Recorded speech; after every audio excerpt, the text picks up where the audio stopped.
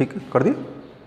श्री अग्रसेन कन्या महाविद्यालय इंडोन सिटी की online BA part first Sanskrit की कक्षा में आपका स्वागत है। आज मैं आपको बीए पार्ट फर्स्ट में व्याकरण के अंतर्गत माहेश्वर सूत्रों के विषय में मैं बताता हूँ। कल की वीडियो में मैंने आपको इसका परिचय प्रस्तुत किया था। ये भगवान शिव से प्राप्त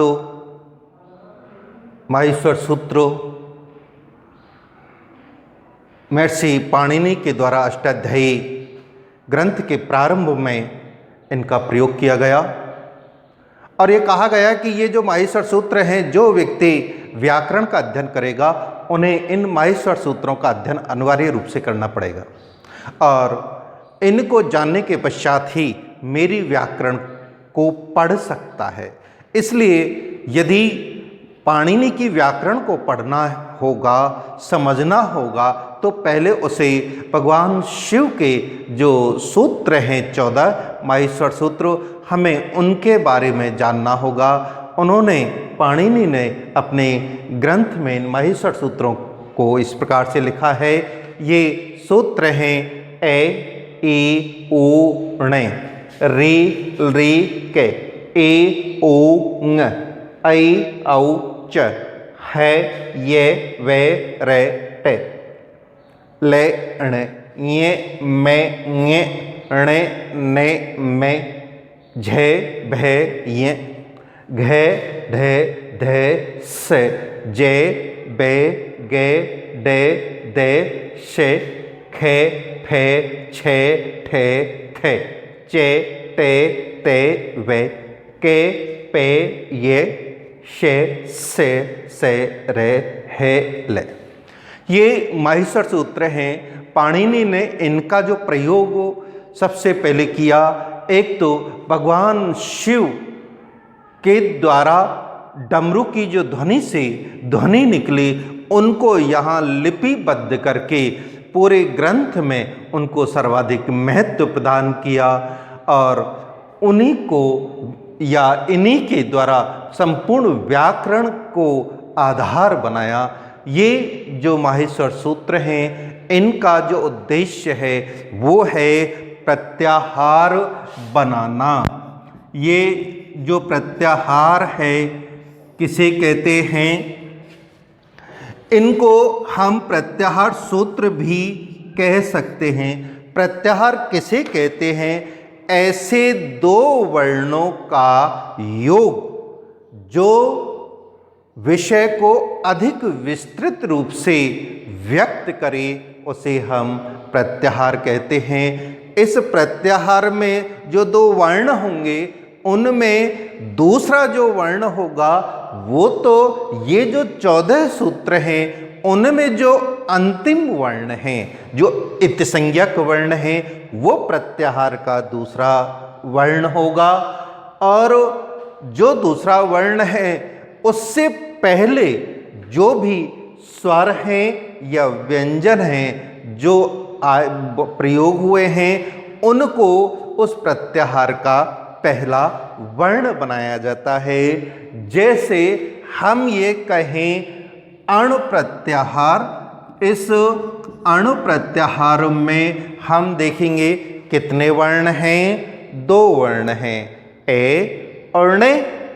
ये जो दूसरा णे वर्ण है ये कौन सा है?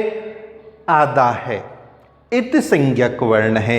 ये इत्संज्ञक ही ये प्रत्याहार का दूसरा वर्ण होगा। ये कौन सा होगा? जो 14 सूत्र हैं उनका अंतिम वर्ण ही ये दूसरा इत्संज्ञक वर्ण होगा। और जो ये दूसरा इत्संज्ञक वर्ण है, उससे पहले जो भी माहेश्वर सूत्रों में वर्ण आए हैं वो प्रत्याहार का पहला वर्ण होगा। जैसे ए, यहाँ जो ण है उस ण से पहले ए वर्ण है। ए की जगह ई भी हो सकता है, जैसे हम कहें इण, ठीक है। तो ऐसी स्थिति में जैसे हमने अण कहा, तो जब हम इन वर्णों को प्रत्याहार में गिनते हैं तो कैसे गिनते हैं कि जो हमारा पहला वर्ण है वो गिना जाएगा, साथ में जो सूत्रों का अंतिम वर्ण है वो हमारा इस प्रत्याहार में नहीं गिना जाएगा, बल्कि वहाँ तक हमारे जो स्वर और व्यंजन प्रयोग हुए हैं उन वर्णों को हम गिनने में लेंगे। आदि और मध्य के जो वर्ण हैं वो गिने जाते हैं। जैसे अण प्रत्याहार जब हमने कहा तो हम ए को गिनेंगे और ए को गिनने के साथ साथ हम ई और ऊ इन दोनों वर्णों को भी गिनेंगे, लेकिन ण को नहीं गिनेंगे। ण को क्यों नहीं गिनेंगे? क्योंकि इन इत संज्ञक वर्णों का प्रयोग सिर्फ इसलिए हुआ है कि प्रत्याहार निर्माण के लिए उस प्रत्याहार में ये अंतिम वर्ण गिने नहीं जाते। इसके अलावा इसमें जितने भी अंतिम वर्ण हैं वो व्यंजन वर्ण हैं और वो व्यंजन वर्ण इन माहेश्वर सूत्रों में भी प्रयोग किए गए हैं और जहाँ प्रयोग किए गए हैं वहाँ हम उनको ग्रहण करते हैं। जैसे यही ण है, इस ण को जब हम यहाँ देखिए ये बेंगे ण ने में तो यहाँ गिना जाएगा ये, लेकिन जैसे मैं है मैं नहीं गिना जाएगा। ऐसी स्थिति में इन माहेश्वर सूत्रों के अंतर्गत हम जब भी गिनेंगे तो जो इत संज्ञक वर्ण है उनसे पहले वाले वर्णों को गिनेंगे, लेकिन माहेश्वर सूत्रों में प्रत्याहार जो बनाए जाते हैं उनमें इत संज्ञक वर्ण नहीं गिने जाते। जैसे हम ये कहें हमारा प्रारंभिक वर्ण ए लिया और हमारा इत संज्ञक वर्ण च लिया, इस च वर्ण को लेने से हमारा प्रत्याहार कौन सा बना? अच प्रत्याहार बना। अब ये जो अच प्रत्याहार बना तो अब हम इसमें कौन कौन से वर्णों को गिनेंगे? जैसे ए, ई, ओ, ण को नहीं गिनेंगे, अभी बताया था ना, क्योंकि यहाँ ये इत संज्ञक वर्ण है। फिर हम कौन से गिनेंगे? री, री, ए, ओ, आई और औ। ये यहाँ तक औ तक हम इन वर्णों को गिनेंगे। इनमें आप ये देख रहे हैं ये जितने भी वर्ण हैं क्या इनमें कोई व्यंजन वर्ण है? नहीं, ये सारे ही वर्ण कौन से हैं? स्वर हैं। और जब स्वर हैं तो इनको हम जो प्रत्याहार में अच कहते हैं तो इसे हम स्वर भी कहते, या स्वरों को हम क्या कहेंगे? अच। समझ में आ गया? अगला आप देखिए, जैसे यहाँ इस प्रत्याहार बनाने के बाद अगला वर्ण है स्टार्ट होता है। जैसे अगला वर्ण है और लास्ट वाला वर्ण है हमारा ल। अब इस ल वर्ण को आप देखोगे तो यहाँ है से लेकर ल वर्ण तक ये जितने भी हमारे वर्ण हैं इन सारे वर्णों में क्या हमें कोई स्वर वर्ण दिखाई दे रहा है? नहीं दिखाई दे रहा है। ये सारे ही व्यंजन वर्ण हैं। इसलिए समस्त जो व्यंजन वर्ण हैं उनको हम क्या किस प्रत्याहार के नाम से संबोधित करते हैं? हल प्रत्याहार। अब जैसे आपने अब तक संधियों के नाम सुने होंगे, जैसे संधि के कौन कौन से नाम हैं?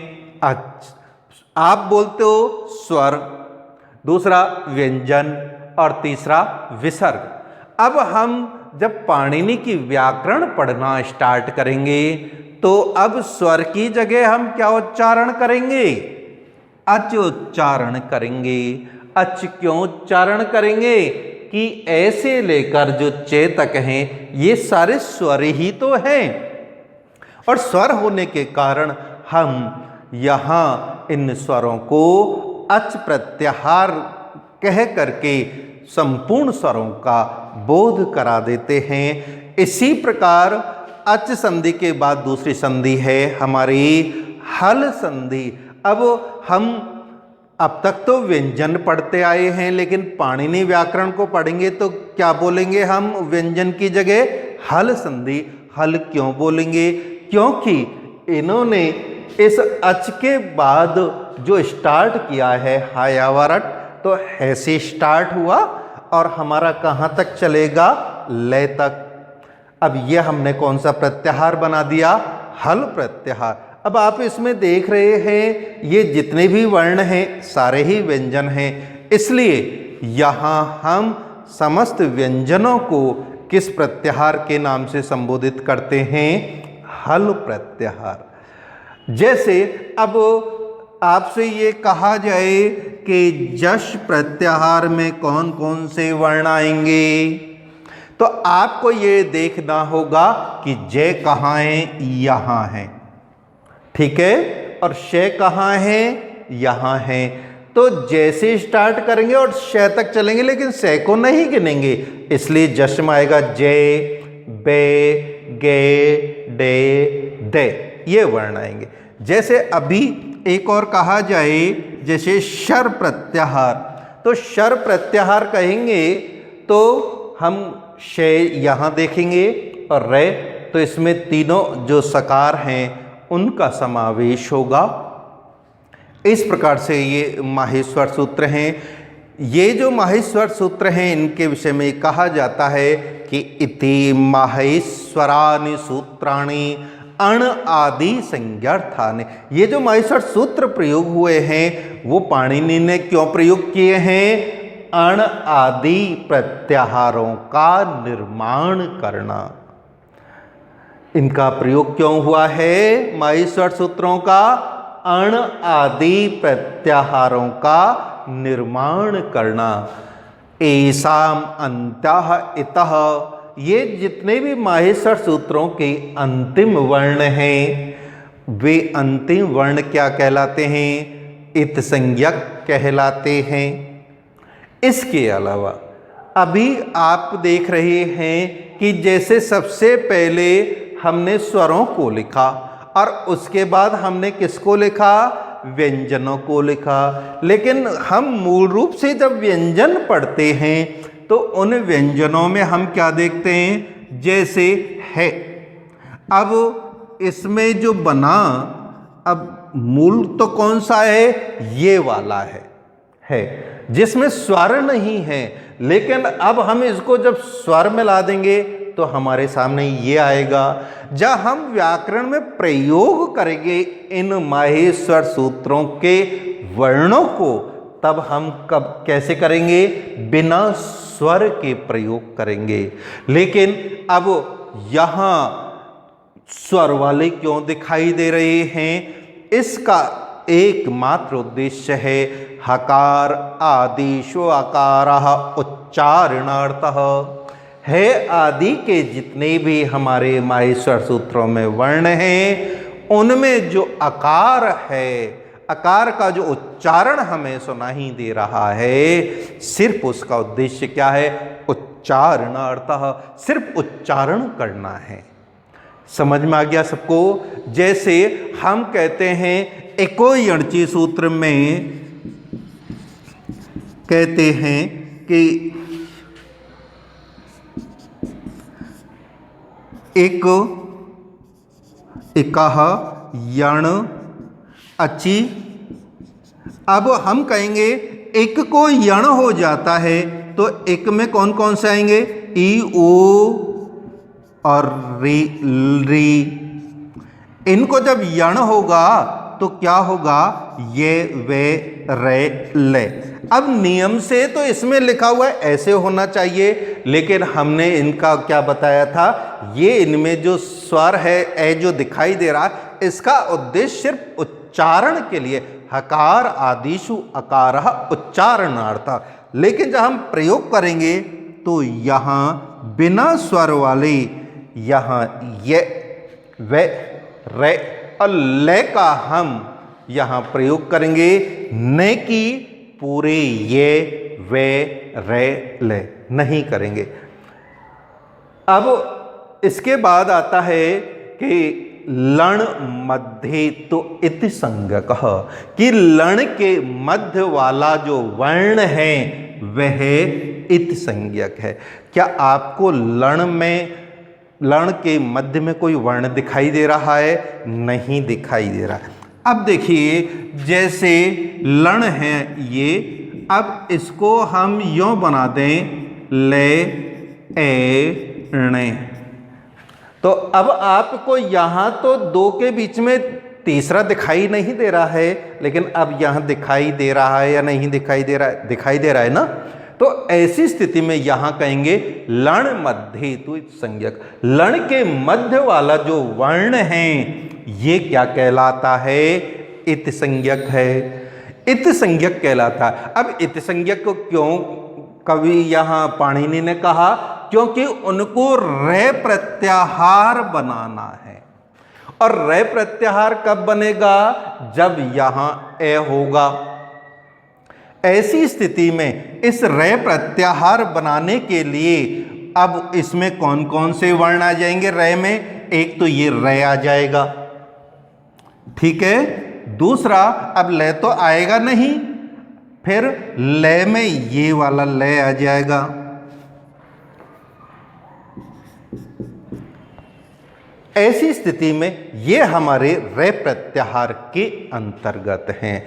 इस प्रकार से ये हमारे माहेश्वर सूत्र हैं और इनका महर्षि पाणिनि ने अपने इस ग्रंथ के प्रारंभ में प्रयोग किया है। हम सबको इसी क्रम से याद करने हैं, और जब हम याद कर लेंगे क्रम से और जब हम प्रत्याहार बनाना सीख जाएंगे, तब हम आगे की जो पाणिनि की व्याकरण है उसको बहुत ही आसानी से समझ सकते हैं। क्योंकि बिना इन माहेश्वर सूत्रों के तो हम पाणिनि की व्याकरण को पढ़ ही नहीं सकते। जैसे मैंने अभी आपको बताया था, एको यणची एक एग्जाम्पल दिया था, इसमें आप देखोगे एक यण अची, तो एक है जो हमने यहाँ प्रयोग किया, तो एक का तात्पर्य है क्या, पहले ये तो समझना पड़ेगा।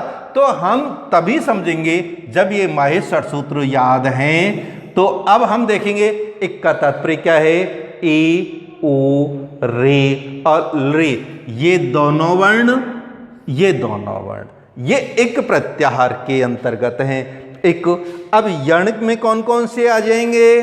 जैसे हम यहां चलेंगे, यण में ढूंढे ये, और दूसरा यण को कहाँ ढूंढे? यहां ढूंढे। तो यहां तक चलेंगे ना, तो हमारा को यण में कौन सा आएगा? ये वे रे, ये नहीं आएगा, और ले, ठीक है। अब तीसरा हमारा कौन सा है? अची अच, अच में हमने क्या देखा? ऐसे लेके हम चले और चेतक। ऐसी स्थिति में ये सारे जो वर्ण हैं ए ई उ रे रे ए ओ ऐ औ, यहाँ ये सारे हमारे कहलाएंगे अच। अब ये प्रत्याहार ही हमको यदि मालूम नहीं है, याद नहीं है, तो फिर हम इनको सूत्रों को समझ कैसे पाएंगे? वो चीज़ हमारे लिए संभव नहीं है। इसलिए आप इनको अच्छी तरह से समझ लें। फिर मैं आपको जो संज्ञा प्रकरण है उसमें आपको अगला जो सूत्र है हलंतम, उसके बारे में बताऊंगा। एक चीज़ और मैं आपको बता देता हूं, याद करने का जो तरीका है, किस तरीके से आप याद करोगे। इसमें आप जो स्वर हैं उनके भेद हम अलग से पढ़ेंगे। इसलिए यहाँ न तो आ का प्रयोग हुआ है, न बड़ी ई का प्रयोग हुआ है, न बड़ा ऊ का प्रयोग हुआ है, न यहाँ दीर्घ री का हुआ है। तो ऐसी स्थिति में यहाँ ये सिर्फ एक स्वर के रूप में है।